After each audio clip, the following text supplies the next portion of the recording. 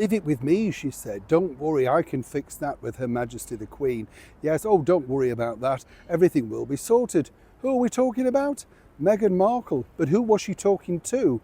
And this really created something of a bombshell between the two leading ladies. Let me explain.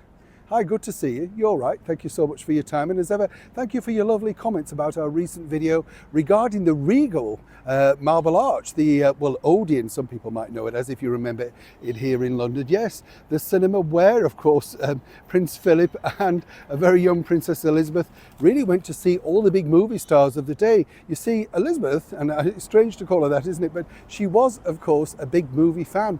Loved them all. Apparently Tyrone Power was a particular favourite in that era too. Who remembers Tyrone Power? You do? Yes, you see. Well, I don't remember him, obviously. I did interview a lady, though, who was kind of going out with him over here. Must find that for it's a fascinating story. And then he went off and married somebody else. She was fizzing, as you can imagine. Yes, brilliant story, that. And she appeared with him in a play, you see, touring around England. Gosh, don't get me going, we'll go into another story. Let's get back to your royal story of the day. Now, here's where I find this really interesting, because when you think about it, Meghan thought when she got inside the royal family that really, you know, it was untold riches, wasn't it? You know, free dresses, shoes, perfumes, anything she wanted was going to come her way. Now, think about this from her perspective. Suddenly she's in the wealthiest family in the world, and more importantly thinks, well, you know, people are going to give me stuff, why can't I keep it? This was part of the problem she seemingly didn't understand. And of course, the gifts that people give the members of the British monarchy are all listed, and then they're decided where they're going to be distributed if they're not kept within palace walls. And that can be to children's hospitals, adult charities, all sorts of stuff, you know, all the needy stuff that people could do something with. Very kind stuff, you know, when you think about it.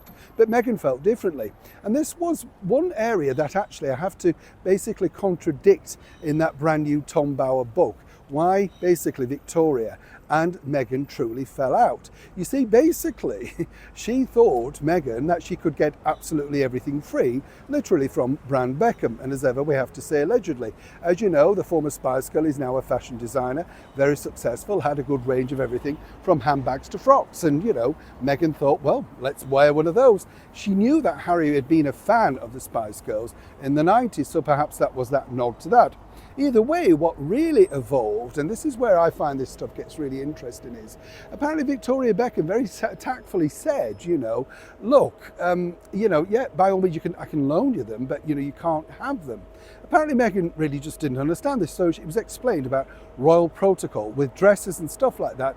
You can't keep them. You can certainly borrow them, but then you'd have to send them back. It's just royal protocol. Apparently Meghan went potty over this and said the words, don't worry about that. I'll have a word with the Queen. She'll understand. I'm quoting here. Now, obviously, Victoria Beckham, very sage, very savvy, knew that that wouldn't be the case. She'd obviously offered and dressed the Princess of Wales, Catherine, also, and Catherine must have, you know, she just knew that this wouldn't be the problem.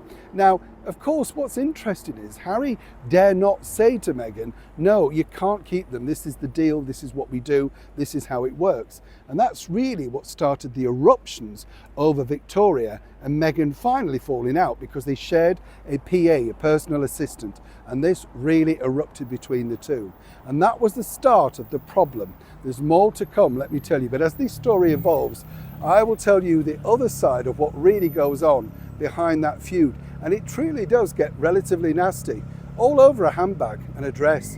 Is it worth it? Truly, Meghan. Clearly it must be. Neil Sean in the very heart of London.